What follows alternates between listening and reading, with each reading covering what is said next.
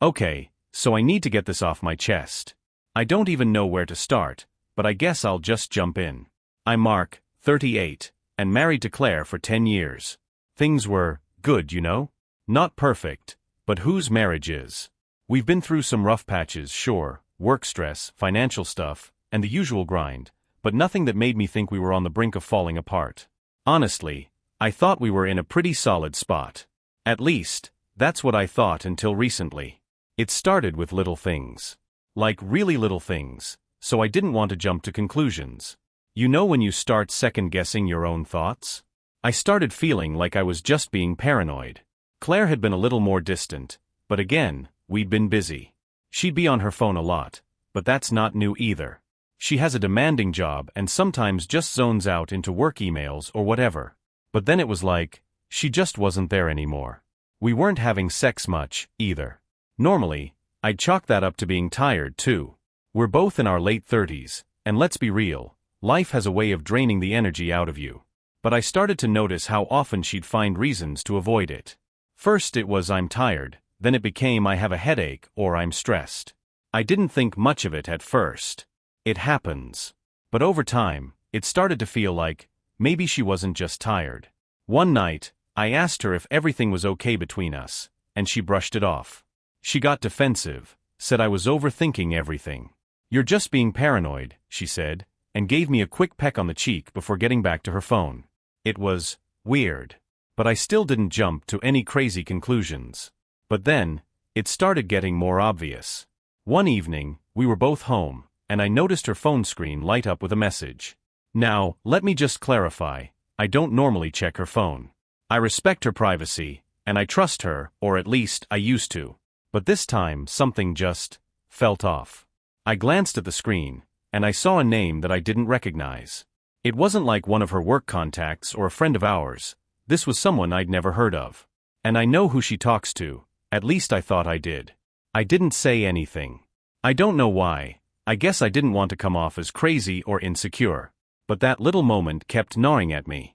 It bugged me, and for the next few days, I couldn't shake the feeling that something was wrong. Maybe it was just me, maybe I was being dramatic, but I started noticing more signs. She was being more protective of her phone, making sure it was face down whenever we were together, dodging questions about her day. If I asked her how her meeting went or what she did during lunch, her answers became vague. Busy, same old, not much to report. That's when the doubts really started to creep in. Was I just being a jealous husband, or was she really pulling away from me? Am I just imagining things? I started questioning everything. But I really didn't want to believe it. You don't want to believe your wife is cheating on you, especially when you've been married for a decade and have built a life together. But yeah, those doubts started to grow. And here's the thing, I didn't confront her. I couldn't. Not yet. Something in me just wanted to know before I said anything. So, I started watching her a little closer. Not in some obsessive way, but I paid attention. What was she doing when I wasn't around? Where was she going? And the more I watched, the more the weirdness piled up. I don't know if I've ever felt more paranoid in my life, but part of me was just sick of not knowing the truth. Alright, so now I'm in full-blown detective mode. I didn't want to be that guy, but the more I saw these little signs, the more I felt like I had to figure out what was really going on. I'll be honest, it felt weird at first. Like, am I really the guy who's going to start snooping around my wife's stuff? But honestly, it got to the point where I couldn't even look at her without feeling this knot in my stomach. I had to know. I had to understand what was going on. Was I just being paranoid, or was something actually happening? One night, after Claire had gone to bed, I just couldn't resist anymore. I took her phone. It was lying on the kitchen counter, face down as usual. I know, it's a huge invasion of privacy. But I swear, I wasn't doing this to punish her. I wasn't going in all guns blazing like, aha, caught you. No. I was just looking for answers. I picked it up, unlocked it. She doesn't use a password, just a swipe pattern, another thing I'd let slide because I trusted her. I hesitated for a second, then I opened her messages. At first, it was all normal stuff, work, some group texts with her friends. Nothing that made my stomach twist. But then I saw the thread with this one number. The messages were intimate. Short but loaded with things like I miss you, can't wait to see you again, and you're amazing. These weren't just friendly texts. And when I scrolled back a little more, I found a series of dates and times. They weren't random. These were messages from the same guy, and they lined up with times Claire was working late or meeting a client. I don't know how long I sat there, staring at that screen. My brain couldn't even process what I was seeing. I didn't even feel anger at first, just this cold, hollow shock. This couldn't be happening. I mean, I knew something wasn't right, but actually seeing the proof hit me like a ton of bricks. The name? James. Never heard of him before. I didn't know what to do with this information.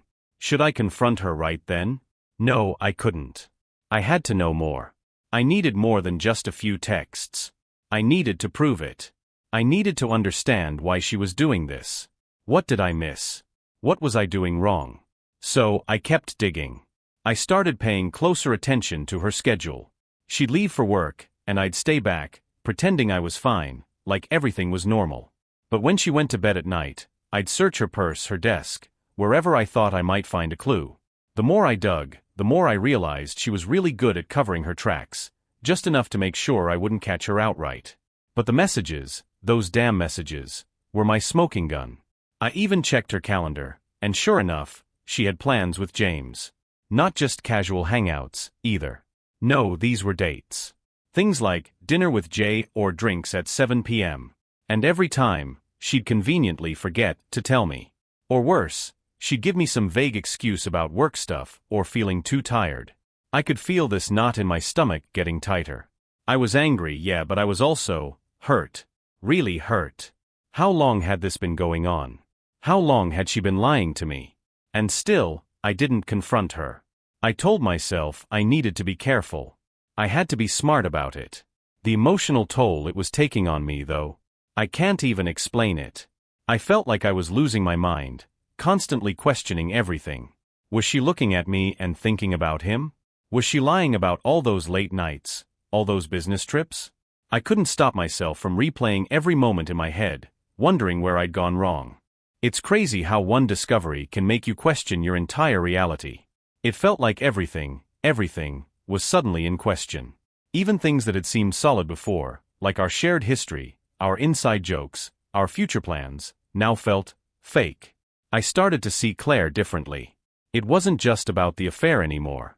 It was the way she looked at me when she thought I wasn't paying attention. The way she'd avoid my eyes after a long day of dodging questions. The way she'd act like I was crazy for even thinking something was up. I was sinking deeper into this hole, but I couldn't stop myself. I had to know more. I had to be sure. And somewhere in the back of my mind, a part of me knew, I wasn't just getting information anymore. I was planning something. Something that would end this, one way or another. I just didn't know how yet. But it was coming. It was all going to come crashing down. I was ready to face whatever came next. I kept thinking that I'd wake up one day and all this would just be in my head, some weird paranoid phase I was going through because of the stress at work or whatever. But that never happened. If anything, the more I uncovered, the more my gut told me I was right. And I couldn't turn back now. So Claire kept being Claire, distant, defensive, dodging questions. But I could feel the distance growing every day. I couldn't even look at her the same way anymore. Every time she gave me that fake smile, that fake I'm fine, everything's fine routine, all I could think was, is she thinking about him right now?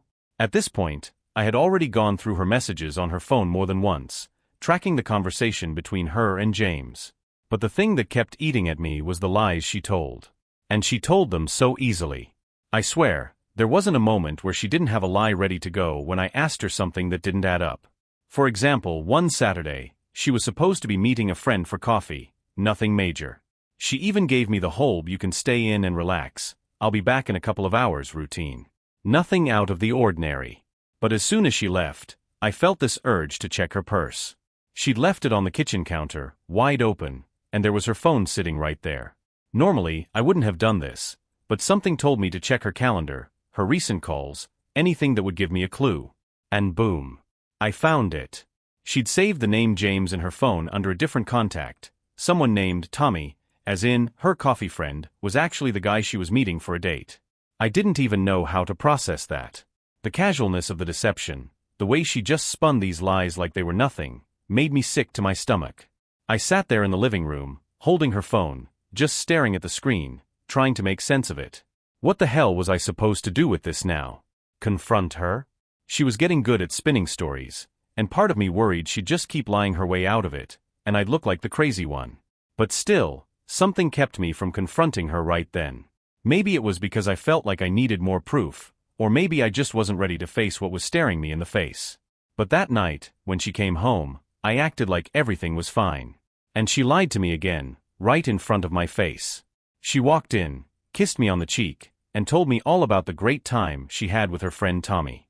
She mentioned nothing about James, of course. Nothing about the texts I'd seen the other night.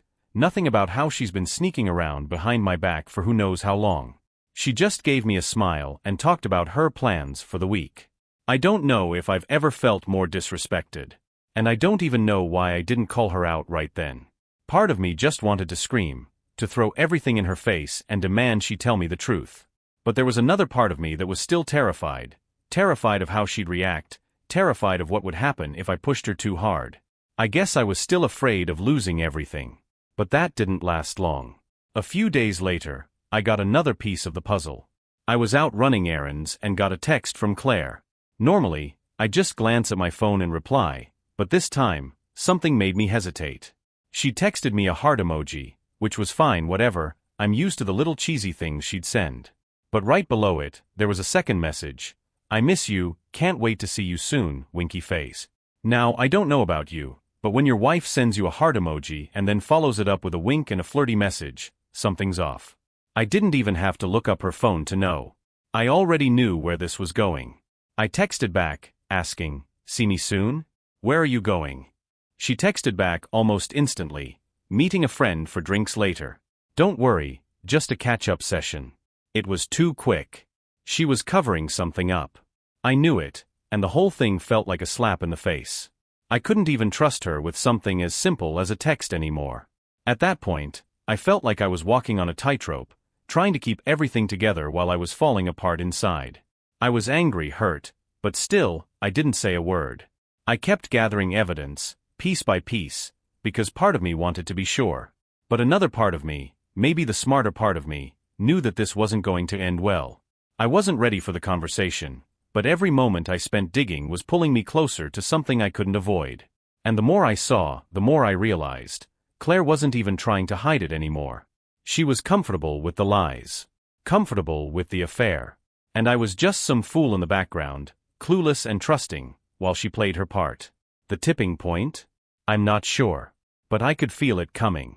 Something had to give, and it was going to be me. I just didn't know how or when yet. But that feeling? It's like a storm brewing in your chest. The tension is so thick, you can almost taste it.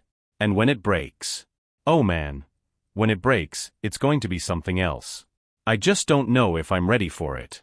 I couldn't keep pretending like everything was fine. The lies, the distance, it was all too much. I had to know, and I had to confront her. One night, after she came home late, I'd had enough. She kissed me on the cheek, asked how my day was, just like usual. But this time, I wasn't going to act normal. I looked her right in the eyes and said, "Who's James?" Her face went still, and for a second, I thought maybe she'd deny it. But she didn't. She just said, "What are you talking about? James is just a guy from work." I stared at her, trying to hold it together. I've seen the texts, Claire. I know what's going on. She blinked, then gave me this look, like I was insane. "You're being ridiculous," she said, walking over to the fridge like nothing was wrong. "You're crazy, Mark." That's when it hit me. She wasn't even trying to cover it up anymore. She was just done. I took a deep breath. "No, I'm not crazy. I know you're seeing him. And I know it's been going on for months." For a moment, she didn't say anything. Then she sighed and gave me that look that said everything I needed to know. "Fine. I've been seeing James. Happy now?" My stomach twisted. "You've been lying to me. To my face. For how long?" She shrugged like it didn't matter. "I don't know what you want me to say. You never pay attention to me anymore. So I found someone who does." I could feel the anger boiling up inside me, but I didn't say anything else. What was there to say? The truth was out. She didn't care. She was already done with me. She turned away and walked into the living room, acting like everything was fine, while I just stood there, feeling the ground beneath me collapse. That was the moment I realized, it wasn't just about the affair. It was about everything. And I wasn't going to let her get away with this. Not anymore. After she walked off to the living room, I just stood there, trying to process what had just happened. I was numb, angry, but also strangely calm. It was like the rage hadn't hit me yet. It was just this cold realization that everything I thought I knew about my marriage was a lie. I couldn't even look at her at first. She was in the living room, flipping through some magazine like we hadn't just had the worst conversation of our lives. I went into the kitchen, grabbed a beer, and tried to steady my shaking hands. I didn't even know what to do. I couldn't just go on with the night like nothing happened, but I didn't want to make it worse by doing something stupid. I stayed in the kitchen for a while, nursing that beer, just thinking. About her and James. About the lies. The fact that she didn't even care enough to pretend anymore. Eventually, Claire came in, but she didn't apologize. She didn't even seem sorry. She just stood in the doorway, leaning against the frame, like she was waiting for me to do something. "So what now?" she asked, her tone completely neutral. "You're just gonna stare at me all night?" I didn't know what I expected her to say, but it sure as hell wasn't that. My heart was pounding, and every word felt like it was getting stuck in my throat. I wanted to scream at her, ask her how long this had been going on, but I couldn't bring myself to. Instead, I just said, "I don't know what to say to you right now." She shrugged, like it didn't matter. "Well, I'm not gonna stand here and explain myself. You don't get it, Mark.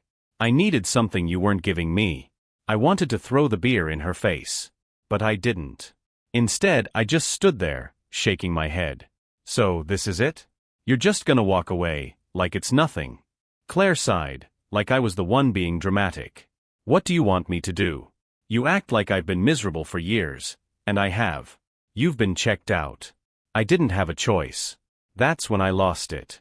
I didn't even care anymore. So, it's my fault that you cheated? You didn't have a choice." I don't know what I expected, but it wasn't her getting defensive. "I didn't want to hurt you, but you made me feel invisible. I was alone in this marriage long before James came along." I just stared at her. Was she really blaming me for this? Like I pushed her into another guy's arms? This was the woman I'd been married to for over a decade, and she was standing here, acting like I was the one who destroyed us. I couldn't take it anymore. I didn't want to be in this house with her, listening to her excuses. So, I walked out. I didn't know where I was going, but I needed to get away to think. I had to clear my head before I did something stupid. I walked around for a while, just trying to get some space. But the truth kept hitting me. I was angry, confused, hurt, all of it at once. And I had to make a decision. I didn't know what that decision would be yet, but I couldn't stay in this limbo forever. Something had to change. The question was, what was I going to do? And deep down, I knew that sooner or later, I was going to make her regret what she'd done. The question was how. I didn't go back home that night. I ended up driving around for hours, just letting the anger and hurt settle in my chest. Every streetlight I passed felt like a reminder of how screwed up everything had become. I couldn't stop thinking about Claire, about how she just shut me down, like none of this was a big deal. Like I was the crazy one for being hurt. When I finally came back home, it was late. The lights were off, and Claire was already in bed, probably asleep. I didn't care enough to wake her up and yell at her, so I just walked quietly to the bedroom, grabbed a pillow, and laid down on the couch. It was one of those nights where sleep doesn't come easy. The silence in the house was suffocating. I kept replaying everything she'd said. "You're the one who made me feel invisible. I didn't have a choice." Every word stung. The next morning, Claire acted like everything was normal. She didn't mention the argument, didn't ask if I was okay. She just went on with her routine, getting dressed for work, sipping her coffee like the world wasn't falling apart around us. But I couldn't do the same. I couldn't just act like nothing happened. So, I went to work, did my thing, but I was just going through the motions. It was like I was on autopilot. Days went by. I still hadn't confronted her about the affair. Part of me didn't know if I was even ready for that. She had already shown me who she was. This wasn't just some random slip-up. She was gone. But I wasn't. Not yet. I didn't know if I was hanging on to the hope that maybe I could fix it, or if I was just stalling, waiting for her to do something, anything that might show she still cared. But every day, it was the same. She was distant. She'd go out with friends, make excuses when I asked questions, avoid any real conversation. And the more I sat with it, the angrier I got. I couldn't stand how she acted like nothing was wrong. It was as if she thought I would just get over it. And maybe that's what she expected. Maybe she thought I'd just forgive her and let it go. Maybe she was hoping I'd be weak enough to just let it slide. But I wasn't. I was playing a waiting game now, but not in the way she thought. I didn't have to do anything rash yet. I was gathering my thoughts, planning my next move, biding my time. I didn't know how long I could keep pretending like this, like everything was fine, but I wasn't in a rush to confront her. Not yet. I wanted her to keep digging herself deeper. Every time she lied, every time she tried to cover her tracks, it just gave me more fuel. One evening, after she got back from another late night out, I could feel it building up again. The lies were so obvious, so blatant, and yet she was so confident, like she didn't even think I'd notice. She came in, dropped her purse on the counter, gave me a quick peck on the cheek, and said, "Hey, I'm exhausted. Big day at work tomorrow." I didn't say anything at first. I just watched her, knowing what I knew. "I'm sure you are," I said quietly. She turned to me, eyes narrowing. "What's that supposed to mean?" I could see the defense mechanism kick in, but I wasn't biting. I wasn't going to play this game anymore. I just looked at her, not even trying to hide the bitterness. Nothing. Just, do me a favor. Don't act like I'm the only one who's tired. She glared at me, but she didn't say anything else. And that was the moment I realized something. This wasn't just about her cheating. It wasn't just about the affair anymore. It was about everything she had taken from me. The trust, the respect, the life we'd built. She thought she could just walk all over me, but I wasn't going to let that happen. The longer I waited, the more I felt it building inside me. The plan was starting to form. I wasn't going to let her get away with this. I didn't know how, but I knew that when the time came, I'd have my revenge. And it was going to be epic. A few days went by, and I kept up the act. I didn't let on that I knew everything. I didn't confront Claire, didn't demand any answers. I just let her go on with her routine, acting like the affair didn't exist, like we weren't both living in this weird, unspoken tension. But every moment I spent pretending, I felt a knot grow tighter inside me. One evening, she came home late again. I had just finished dinner, and she waltzed in, breezing past me with that same practiced smile. "Hey babe, sorry I'm late. Work ran over," she said, shrugging like it was nothing. I didn't even look up from the TV. "Yeah, I'm sure it did," I muttered, keeping my tone neutral. I didn't care enough to act upset anymore. She raised an eyebrow. "What's that supposed to mean?" I could feel the irritation bubbling up. I didn't want to fight. Not yet. But I wasn't going to play along anymore either. "Nothing. Just seems like your work keeps running really late these days." Her smile faltered for a second, but she quickly covered it up. "You're imagining things, Mark. Stop being so paranoid." I didn't say anything back.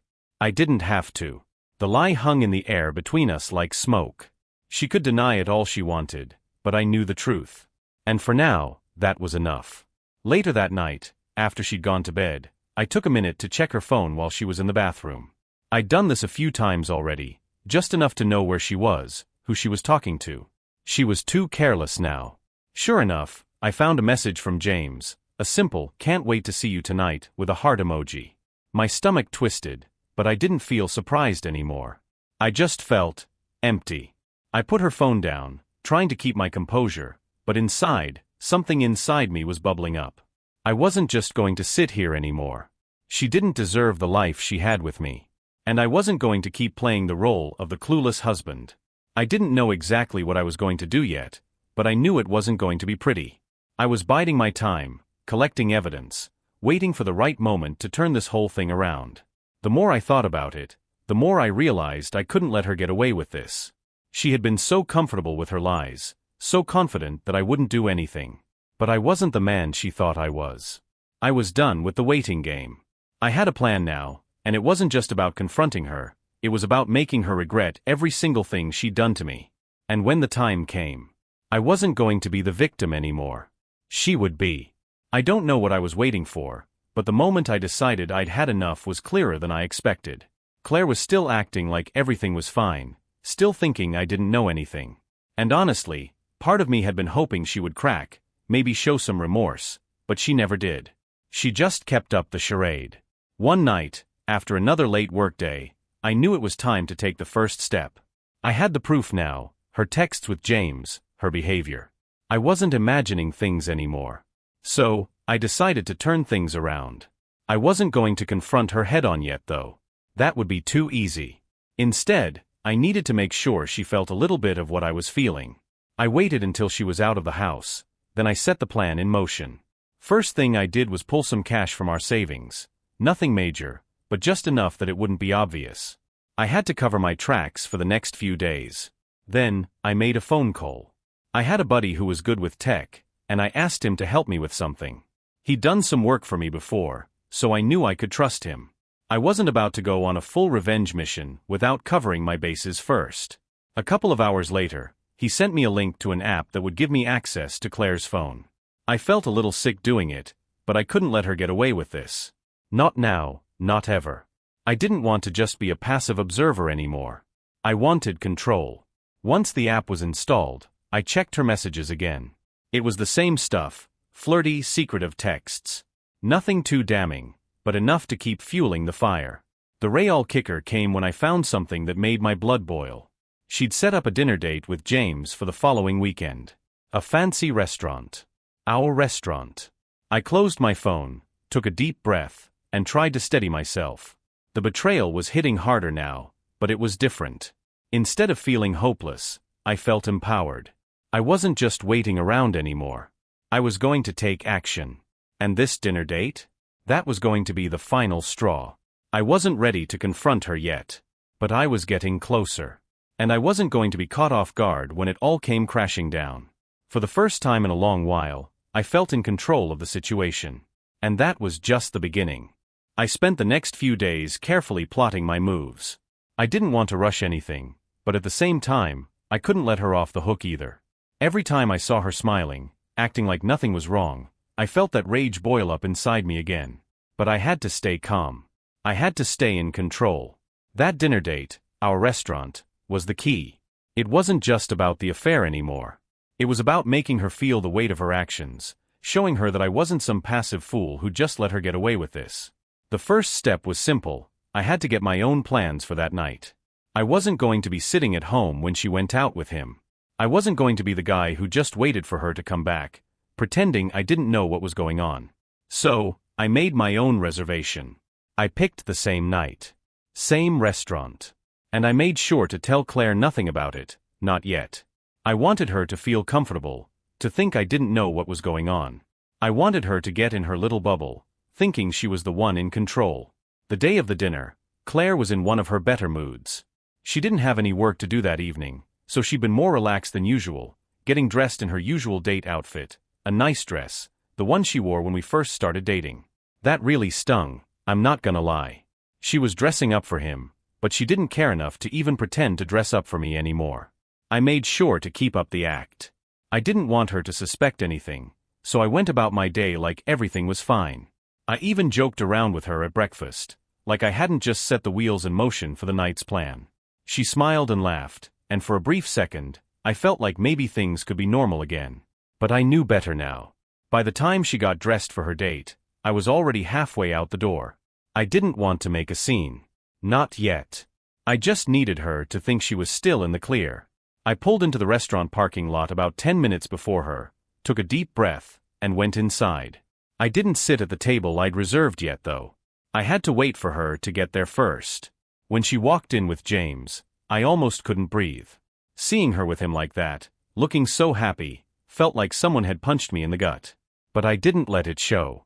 I just sat there, pretending to be just another diner, watching them like a hawk. They sat down, laughing at something he said, and I couldn't help but notice how comfortable she was with him. The same comfort she'd once had with me, before everything fell apart. James leaned in, whispering something in her ear, and she laughed that same laugh, the one I used to love. I clenched my fists under the table. But I stayed calm. I wasn't about to blow my cover. After about 20 minutes of watching them, I got up and walked to the bar, ordering a drink. But it wasn't just for show. I needed time. Time to think about what was next. What would make her feel the weight of this, of all the lies, all the hurt? I was getting closer to the moment I'd been waiting for. The moment when everything would fall apart for her. But for now, I had to keep watching. Keep letting her think she had the upper hand. Let her believe she was still the one in control of this mess. I wasn't in a rush. She was going to regret this, soon enough. I kept my distance from their table, but I didn't take my eyes off of them.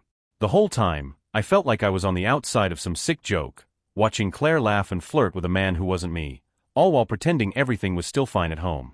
She had no idea I was sitting there, watching her every move, but something about it felt oddly satisfying. I had the upper hand now. She thought she was sneaking around, but I knew everything. Every little detail, every lie, I was the one holding the cards. As the night wore on, I ordered another drink, just to give myself more time to think. The tension in my chest wasn't easing though. Every smile she gave him, every soft touch, felt like a slap in the face. It wasn't just the affair, it was the complete disregard for what we had. How could she just move on so easily? I was about to make my move. I waited for the right moment, watching her slip further into her little world with James. It wasn't even about her anymore. It was about making her see what she was throwing away. Eventually, she excused herself to the restroom. I knew this was my chance.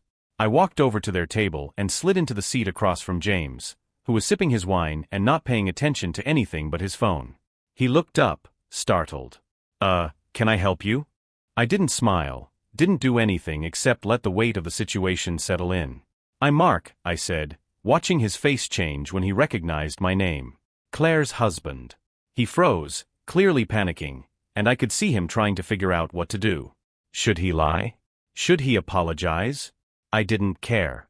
You're married, he stammered, eyes darting toward the restroom where Claire had just gone. Yeah, I am, I said, leaning in, my voice low. And you've been sleeping with my wife for months. He opened his mouth, but nothing came out. I didn't need him to say anything. I just let the silence sit there, thick and uncomfortable. Here's the thing, I continued, trying to keep my voice calm, even though I wanted to shout. I don't need your apology. I don't even need to hear your side of things. But you better know that I won't be some quiet, betrayed husband who just sits back and takes it.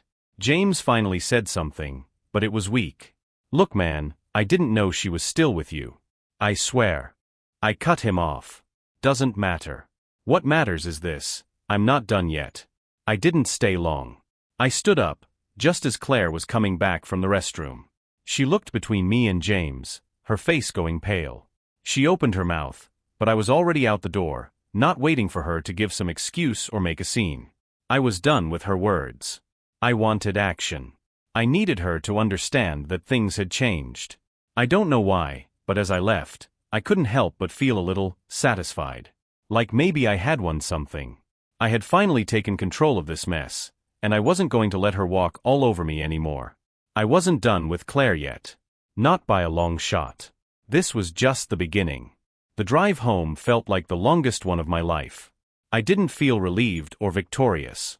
I didn't even feel angry anymore. I just felt empty. It was like something had snapped inside me, but I couldn't decide if it was a good thing or not. When I walked through the front door, Claire was already sitting on the couch, waiting.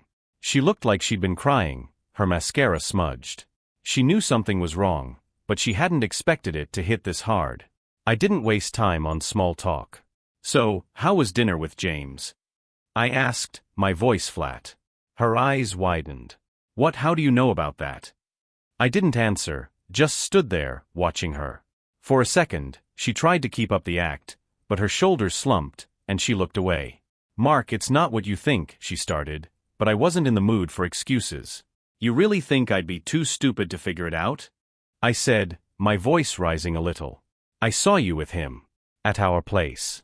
Laughing, acting like everything was fine. Claire opened her mouth, but nothing came out. Her hands were trembling, and for the first time in a long while, she looked genuinely scared. The woman who once held all the power in our relationship was now the one caught in a lie too big to cover up.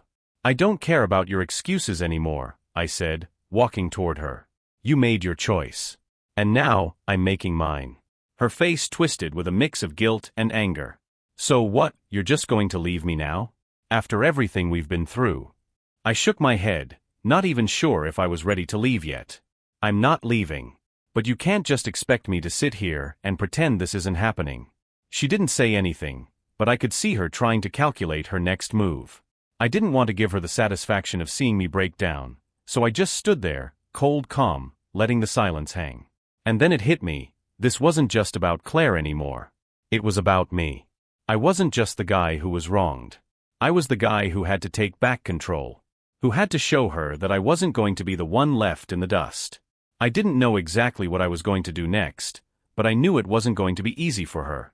The worst part was, she still didn't realize how deep I'd already gone to make sure she felt the consequences of her actions. She hadn't seen anything yet. I'm not done with you, I said quietly, the words cutting through the air. Not by a long shot. The days after that confrontation were a blur. Claire tried to talk to me, tried to apologize, but I could tell it was all just words. She was good at saying what she thought I wanted to hear. She was good at acting like she was sorry, but I didn't buy it anymore. She knew she'd messed up, but what she didn't know was that I was done waiting around for her to make it right. She was already too far gone, and I was already too far down this road to just turn back. One evening, Claire came to me while I was sitting at the kitchen table, trying to figure out my next move. She sat down across from me, her eyes red from another failed attempt to convince me she was still the same person. Mark, please, she whispered, her voice cracking. I never meant for it to happen. I don't know. It's like I wasn't myself anymore. I didn't look up from the papers in front of me. You didn't mean for it to happen? I said, finally meeting her gaze. I don't think that matters. You chose him, Claire. Over and over again. And you think you can just apologize and everything will be fine. She looked at me, almost pleading, but I wasn't moved. I don't know if I can forgive you, I said flatly. But I know this, I'm not the guy who gets walked all over anymore. I'm not that guy. She opened her mouth to argue, but I cut her off. We're not having that conversation again. You had your chance. Now it's my turn. Claire's expression changed, and I could see the fear in her eyes. She knew it was over. She could apologize all she wanted, but the truth was, I was done with her. I wasn't going to walk away right then though. No, I still had one final move. I had to make sure she felt what she did to me. And that was going to take some time. So I kept going through the motions, staying calm, staying distant, playing my part while she dug her own grave. The more she tried to fix things, the more I realized she was just trying to keep the good life she'd had while she strung me along. But I wasn't about to let her keep playing that game. I didn't tell her what I was planning. I didn't need to. She'd find out soon enough. And when she did, she'd wish she'd never crossed me. I let things simmer for a few more days, trying to act normal around Claire. It was hard. Every time she tried to be affectionate or apologetic, I felt that weight inside me, like a rock in my chest. I didn't want her touch. I didn't want her fake remorse. I wanted her to understand the full impact of what she'd done. I'd already set things up. I had her phone data, her messages with James, everything I needed. I didn't just want her to know I knew, I wanted her to feel the consequences. So, I did something she never expected. One evening as she was in the kitchen making dinner, I took her phone, like I had done before, and sent a text to James. Something simple but deliberate. It's over. I know everything. Don't contact her again. I didn't know if he would take it seriously, but I didn't care. I knew she wouldn't like what was coming next. When she came back to the living room, I was sitting there, staring at her phone in my hands. She looked at me, and her face immediately went pale. What did you do? She asked, her voice low and nervous. Don't worry, Claire, I said, tossing her phone back to her. I think James will get the message. She blinked, her hand shaking as she grabbed her phone, her eyes scanning the screen. What is this? Why did you? You think I'm just going to sit back while you tear this marriage apart? I cut her off, my voice hard. I told you, I'm done being the victim. And I'm done letting you think I'm some fool. Her face twisted, panic setting in. You can't do this, Mark. You don't know what you're doing. I know exactly what I'm doing, I said, standing up. This whole time, you've been treating me like I'm invisible, like I'm the last person you care about. Well, guess what? I'm done. You don't get to have it both ways. She looked like she was about to cry, but I didn't want to hear it. She'd had her chance to fix things, and now it was too late. "I'll leave if I have to," she whispered, almost pleading, but I could see the realization in her eyes. She knew I wouldn't stop now. The power had shifted. I wasn't the one with nothing left to lose anymore. "Yeah," I said, my voice cold. "You're right. You'll leave. But don't think for 1 second you'll walk away without consequences." I didn't know if I was ready for the fallout, but I was ready for her to face it. I was ready for her to understand what it meant to betray me, to see how much damage she'd really done. And for the first time in a long while, I felt like I wasn't the one who was losing. She was. The next few days were a blur of tension. Claire didn't leave, but she didn't exactly stay either. She hovered around the house, trying to pretend everything was fine, trying to act like the world hadn't just come crashing down. But I could see it in her eyes, the fear, the guilt, the realization that her life wasn't just going to go back to normal. I didn't give her the satisfaction of a meltdown. I didn't yell, didn't beg her to stay. I just kept my distance, kept acting like I had everything under control. Every time she tried to apologize or make excuses, I shut her down. I didn't need her words anymore. I needed actions. But I knew that wasn't coming. The hardest part was watching her scramble to fix everything, knowing it was too late. She called James a few times, too many times, hoping he'd come running to save her. But after that last text I'd sent him, I knew he was out. At least for now. It felt strange, watching her fall apart, knowing I was the one who had put it all into motion. She tried so hard to salvage something, but I wasn't interested in saving what was already broken. I didn't say anything for a while, just letting her stew in the mess she'd created. But then one morning, as she sat across from me at the kitchen table, her voice was different. "Mark, I don't know what I want anymore." I met her gaze, but I didn't feel sympathy. "You want him. You've already shown me that." She hesitated. "I don't know. It's not that simple." "Yeah, it is," I said, cutting her off. "You made your choice. You've been making it for months." She went silent, eyes wet with unshed tears. I didn't feel bad. I couldn't. I had been too far gone by then, too angry. The trust was gone, and once it's gone, it's hard to get back. After a while, she stood up and left the room. I didn't stop her. That was the moment. I knew then that everything was officially over. No more pretending, no more hope. She had already left me in every way that mattered. I didn't know what I was going to do next, but for the first time, I didn't care. I was free now. A few days later, Claire packed her things. There wasn't a big argument. There didn't need to be. She knew it was over, and so did I. The house was quieter without her. I didn't feel the anger anymore, just a heavy emptiness, like I had finally shed a weight I didn't even realize I'd been carrying. When she left, she didn't look back. No last words, no final attempt to fix things. She was gone, just like that. I didn't chase after her. I didn't beg her to stay. She had made her choice, and I had made mine. We were done. The weird thing was, I didn't feel the sense of victory I thought I would. There was no win here.